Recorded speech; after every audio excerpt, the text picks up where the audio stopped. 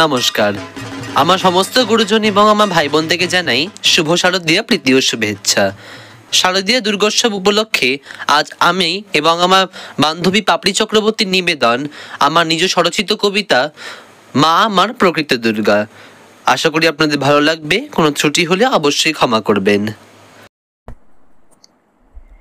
সিংহের পিঠে নয়, হাঁটেন ভাঙা স্যান্ডেলে। হাতে ত্রিশূল নেই, শুধু শাড়ির আঁচল খেলায়।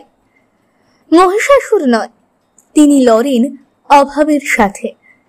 চুলের আগুন, সংসারের যুদ্ধ, তবুও মুখে হাসি থাকে। অস্ত্র তার রান্নার হাড়ি, ভালোবাসা ঢাল। সকাল থেকে রাত অবধি করেন অগণিত জাল। পড়ার টেবিলে বসে তিনি দেন জ্ঞানের আলো। ক্লান্ত দেহ তবুও বলেন, হার মানিস না, ভালো।